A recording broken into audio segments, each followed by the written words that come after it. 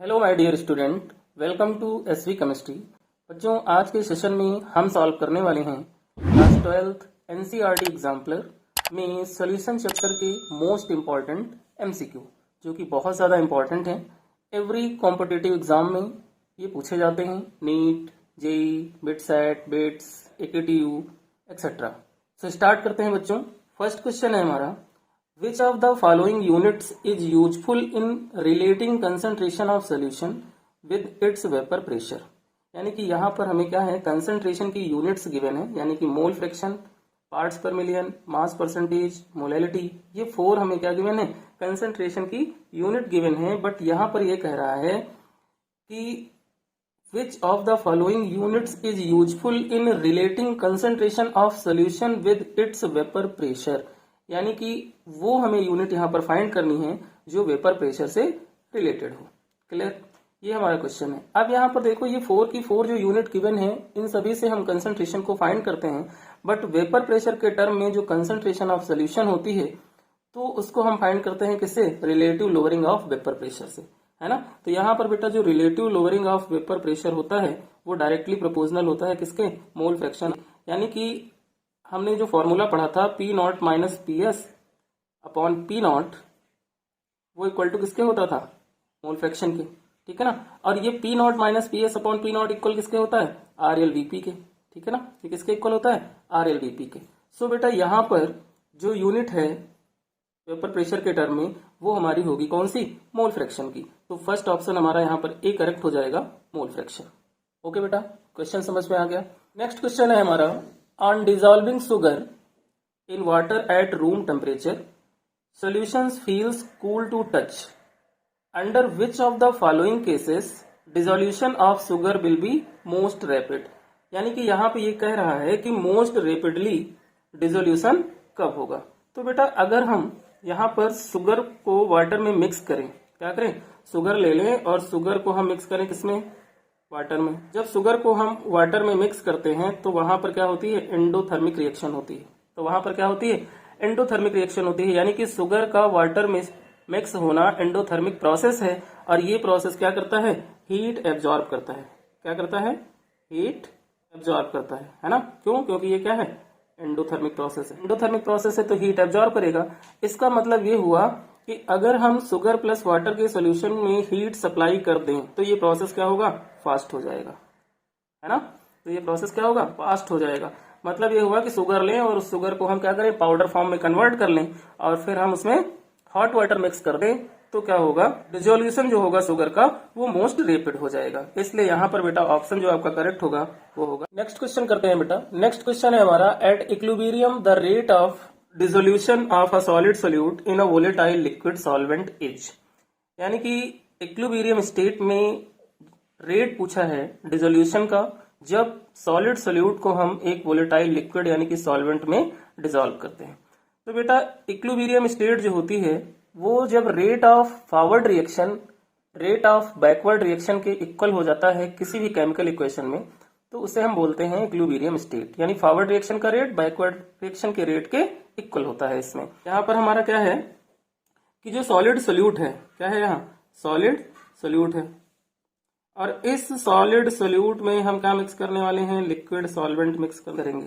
तो होगा क्या कि ये सॉलिड जो होगा इस सॉल्वेंट में डिसॉल्व होगा, लेकिन इसका कुछ पार्ट ही डिसॉल्व होगा। किसका, सॉलिड सोल्यूट का कुछ पार्ट जो होगा वो सॉल्वेंट में डिसॉल्व हो जाएगा, और कुछ जो बच जाएगा, है ना, उसके क्या बन जाएंगे, क्रिस्टल बन जाएंगे। तो इस कंडीशन में सॉलिड सोल्यूट जब सॉल्वेंट में डिसॉल्व होगा तो उसका कुछ पार्ट हो जाएगा डिसॉल्व और कुछ पार्ट के बन जाएंगे क्या, क्रिस्टल बन जाएंगे, और कंसंट्रेशन जो होगी सोल्यूशन की वो इंक्रीज हो जाएगी। यानी कि यहाँ पर जो रेट ऑफ डिसोल्यूशन होता है वो रेट ऑफ क्रिस्टलाइजेशन के इक्वल होता है। क्या होता है, रेट ऑफ डिसोल्यूशन जो होता है वो रेट ऑफ क्रिस्टलाइजेशन के इक्वल होता है।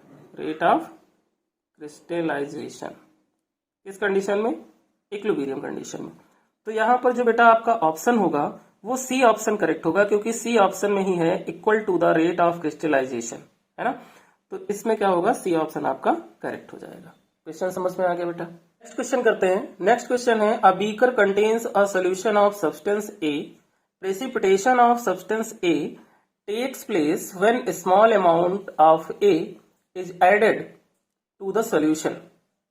ठीक है, यानी कि एक बीकर है, उस बीकर में a solution of substance A है और वो precipitate of substance A take place when small amount of A is added to the solution. यानी कि जब स्मॉल अमाउंट ए को हम ऐड करेंगे तो वो सोल्यूशन हमारा कैसा होगा। तो सोल्यूशन बेटा यहाँ पर हमें जो गिवन है वो एक सैचुरेटेड सोल्यूशन है, एक सुपर सैचुरेटेड सोल्यूशन है, एक अनसैचुरेटेड सोल्यूशन है और एक कंसंट्रेटेड सोल्यूशन है।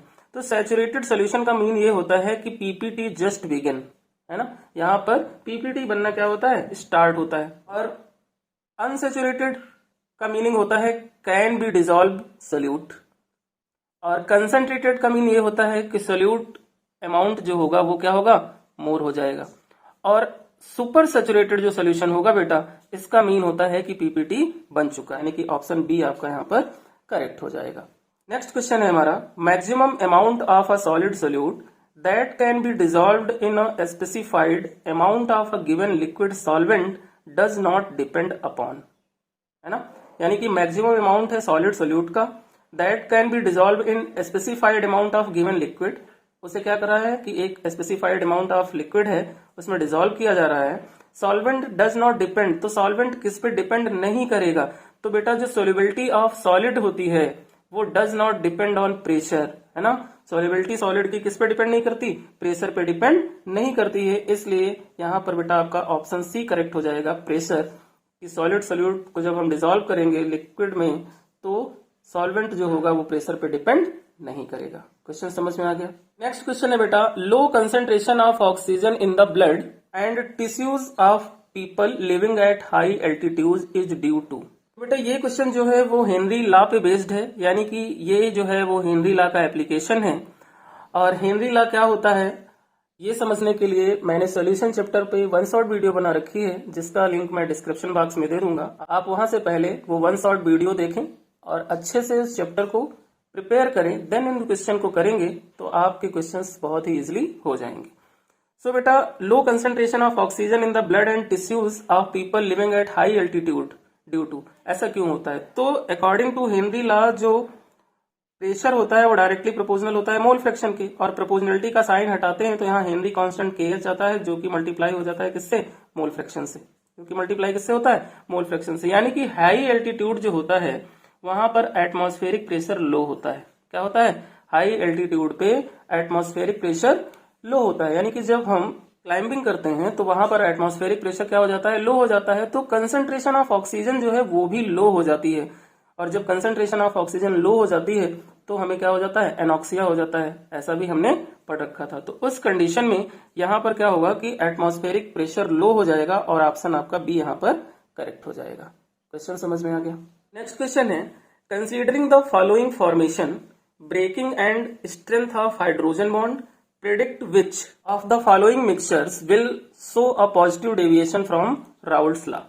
ठीक है ना, यहाँ पर हमसे क्या पूछा है, पॉजिटिव डेविएशन पूछा है। तो जब हम राउल्ट्स लॉ कर रहे थे तो वहां पर हमने पॉजिटिव डेविएशन और नेगेटिव डेविएशन को किया था। यहाँ पर एग्जांपल हमें गिवन है methanol and acetone, chloroform and acetone, nitric acid and water, phenol and aniline. तो इस क्वेश्चन में बेटा इसने क्या की है, हाइड्रोजन बॉन्डिंग की भी बात की है। तो पॉजिटिव डेविएशन के केस में यहाँ पर जो एग्जाम्पल गिवन है उसमें से हम ये भी देख लें कि यहाँ पर हाइड्रोजन बॉन्ड कौन बना सकता है। तो प्योर मेथेनॉल जो होता है बेटा वो हाइड्रोजन बॉन्ड बनाता है। प्योर मेथेनॉल जो होता है वो हाइड्रोजन बॉन्ड बनाता है, और यहाँ पर ऑप्शन ए में मेथेनॉल के साथ एसीटोन गिवन है, इसलिए ऑप्शन ए यहाँ पर जो होगा वो पॉजिटिव डेविएशन शो करेगा, इसलिए ए ऑप्शन जो होगा वो हमारा करेक्ट आंसर होगा। नेक्स्ट क्वेश्चन है colligative properties depend on. Colligative property जो होती है वो किस पे डिपेंड करती है। फर्स्ट ऑप्शन है the nature of the solute particles dissolved in solution, ये रॉन्ग है, इस पर डिपेंड नहीं करती। The number of solute particles in solution, the number of solute particles in solution. तो बेटा कॉलिगेटिव जो प्रॉपर्टी होती है वो सोल्यूट पार्टिकल्स पे डिपेंड करती हैं, इसलिए यहाँ पर आपका बी ऑप्शन जो होगा वो करेक्ट हो जाएगा, क्योंकि colligative properties directly proportional to होती हैं सोल्यूट के होती हैं। क्वेश्चन समझ में आ गया। नेक्स्ट क्वेश्चन है विच of the following aqueous solution should have the highest boiling point. यहाँ पर हमें क्या फाइंड करना है, बॉइलिंग पॉइंट फाइंड करना है। तो इसके लिए बेटा एक बहुत ही सिंपल सा फॉर्मूला है कि जो बॉइलिंग पॉइंट होता है, क्या होता है, बॉइलिंग पॉइंट, वो डायरेक्टली प्रोपोर्शनल होता है किसके, मैक्सिमम आयन के, किसके, मैक्सिमम आयन के। तो यहाँ पर कंडीशन क्या है कि सबकी जो मोलरिटी है यानी कि मोलर कंसेंट्रेशन है वो 1.0 है, क्या है, 1.0। तो इस वाले फॉर्मूले को हम यहाँ अप्लाई करें कि boiling point is directly proportional to maximum ion. उसके बाद हम क्या करें, इन सबको आयनाइज्ड कर ले। तो बेटा NaOH जब आयनाइज्ड होगा तो इस पे क्या होगा, 1 प्लस आएगा, 1 माइनस आएगा, है ना। और ये जब आयनाइज्ड होगा तो ये 2Na प्लस होगा और यहाँ पर 2 माइनस होंगे, है ना। क्या होगा, यहाँ पर +2 के चार्ज आएंगे क्योंकि 2Na बनेगा और यहाँ पे क्या हो जाएगा, -2 हो जाएगा। NH4NO3 है तो ये ब्रेक होगा तो इस पे +1 आएगा, इस पे -1 आएगा। KNO3 ब्रेक होगा तो इस पे +1 आएगा और NO3 पे -1 आएगा। तो मैक्सिमम आयन हमें किसमें देखने को मिल रहे हैं, बी ऑप्शन, यानी 1.0 मोलर Na2SO4 जो है उसके पास मैक्सिमम आयन है, इसलिए यहाँ पर बॉइलिंग पॉइंट भी इसी का सबसे ज्यादा होगा। तो बी ऑप्शन यहाँ पर आपका करेक्ट हो जाएगा। नेक्स्ट क्वेश्चन है, the unit of ebullioscopic constant is. तो बेटा जो एब्लियोस्कोपिक कांस्टेंट होता है उसे हम कहते हैं केबी। क्या कहते हैं, केबी। जो एब्लियोस्कोपिक कांस्टेंट है उसे हम केबी कहते हैं और डेल्टा टीबी जो होता है वो होता है equal to Kb into molality के। किसके होता है, केबी इंटू मोलैलिटी के। अगर यहाँ पर हम कहें कि मोलैलिटी हमारी कितनी है, 1 है, तो डेल्टा टीबी जो होगा वो किसके इक्वल हो जाएगा, केबी के इक्वल हो जाएगा, है ना। और केबी इक्वल टू अगर हम फाइंड करें तो ये क्या बनेगा, डेल्टा टीबी बाई एम बनेगा। अब यहाँ हम इसकी यूनिट फाइंड कर सकते हैं। कैसे, डेल्टा टी की यूनिट क्या होती है, डिग्री सेल्सियस होती है ना। और मोलैलिटी क्या होता है, मोल पर केजी होता है। क्या होता है, मोल पर केजी होता है। तो इसकी जो यूनिट हो जाएगी क्या हो जाएगी बेटा, के केजी पर मोल। तो ऑप्शन ए यहाँ पर करेक्ट हो जाएगा। नेक्स्ट क्वेश्चन करते हैं। नेक्स्ट क्वेश्चन है हमारा, in comparison to a 0.01 molar solution of glucose the depression in freezing point of a 0.01 molar MgCl2 solution is. यहाँ पर क्या कह रहा है कि 0.01 मोलर सोल्यूशन है ग्लूकोज का और the depression in freezing point of 0.01 molar MgCl2 solution जो होगा वो कितना होगा, है ना। तो बेटा जो डिप्रेशन इन फ्रीजिंग पॉइंट होता है वांट हाफ फैक्टर के टर्म में डेल्टा TF इक्वल टू क्या होता है, I into KF into molality होता है ना। यानी कि अगर हम 0.1 मोलर सोल्यूशन जो है ग्लूकोज उसका हम I फाइंड कर लें और MgCl2 का I फाइंड कर लें तो हमें यहाँ पर ये पता चल जाएगा कि depression in freezing point of 0.01 molar solution जो MgCl2 का है वो कितना होगा। तो बेटा अगर हम 0.01 मोलर ग्लूकोज की बात करें, है ना, इसकी बात करें तो ग्लूकोज का आयनाइजेशन होता नहीं तो इसका क्या होगा, वांट ऑफ फैक्टर 1 हो जाता है। और MgCl2 की बात करें तो Mg जब ब्रेक होता है तो Mg प्लस 2Cl आयन हमें देता है। तो यहाँ पर इसका जो वांट ऑफ फैक्टर होता है वो कितना हो जाता है, 3 हो जाता है। I कैसे फाइंड होता है समझ में आ गया। अब जब हमने I फाइंड कर लिया तो इसका मीन ये हुआ कि डेल्टा TF MgCl2 जो है वो इक्वल है 3 time of delta TF glucose के। सो यहाँ पर बेटा आपका आंसर होगा कि about 3 times, solution is about 3 times, यानी सी ऑप्शन यहाँ पर आपका करेक्ट हो जाएगा। क्वेश्चन समझ में आ गया। नेक्स्ट क्वेश्चन है हमारा, an unripe mango placed in a concentrated salt. एक हमारे पास क्या है, अनराइप्ड मैंगो है, हमारे पास क्या है, अनराइप्ड मैंगो है, placed in a concentrated salt solution, जिन्हें प्लेस किया गया किसमें, कंसंट्रेटेड साल्ट सोल्यूशन में, टू प्रिपेयर पिकल बनाने के लिए। श्रिवेल्स बिकॉज, ये श्रिवेल्स हो रहे हैं उसका रीजन क्या है ये बताना है। तो बेटा होता क्या है कि श्रिवेल्स का मतलब होता है रिंकल या फिर कॉन्ट्रैक्ट, है ना। श्रिवेल्स का मीनिंग क्या हुआ, रिंकल या फिर हम क्या कहें, कॉन्ट्रैक्ट। और ये एक ऑस्मोसिस का प्रोसेस है। क्या है ये, ऑस्मोसिस का प्रोसेस, जो कि कैसा होता है, स्पॉन्टेनियस होता है। तो जब हम बेटा मैंगो को प्लेस्ड करेंगे कंसंट्रेटेड साल्ट सोल्यूशन में और प्रिपेयर करेंगे हम पिकल को, तो जो श्रिवेल्स होगा वो किस वजह से होगा, हमें यही यहाँ पे बताना है। तो it gains water due to osmosis, नहीं, क्योंकि it gains water due to osmosis की वजह से ऐसा नहीं होता। It loses water due to reverse osmosis, reverse osmosis भी यहाँ पर नहीं है। नेक्स्ट ऑप्शन जो हमें यहाँ पे गिवन है वो है it gains water due to reverse osmosis, it gains water due to reverse osmosis, यानी कि रिवर्स ऑस्मोसिस में वाटर गेन करेगा, तो ये भी नहीं होगा। क्या होगा यहाँ पर, नेक्स्ट पॉइंट, नेक्स्ट क्या गिवन है यहाँ पर, it loses water due to osmosis. तो ये बेटा हमारा करेक्ट आंसर होगा इसका, कि जब हम अनराइप मैंगो को कंसंट्रेटेड साल्ट सोल्यूशन में डालेंगे और पिकल को हम प्रिपेयर करेंगे तो जो श्रिवेल्स होगा, वो श्रिवेल्स यानी रिंकल्स जो होंगे वो किसकी वजह से होंगे, क्योंकि वो मैंगो क्या करेगा, लॉस ऑफ वाटर करेगा, और वो लॉस ऑफ वाटर किसकी वजह से होगा, ऑस्मोसिस की। तो डी ऑप्शन यहाँ पर आपका क्या हो जाएगा, करेक्ट हो जाएगा। क्वेश्चन समझ में आ गया बेटा। नेक्स्ट क्वेश्चन है हमारा, at a given temperature osmotic pressure of a concentrated solution of a substance, यानी कि एक गिवन टेम्परेचर पर जो ऑस्मोटिक प्रेशर होता है concentrated solution of a substance का, वो कैसा होता है। तो ऑस्मोटिक प्रेशर में जो ऑस्मोटिक प्रेशर होता है उसे हम पाई से डिनोट करते हैं, वो डायरेक्टली प्रोपोर्शनल किसके होता है, कंसंट्रेशन के होता है।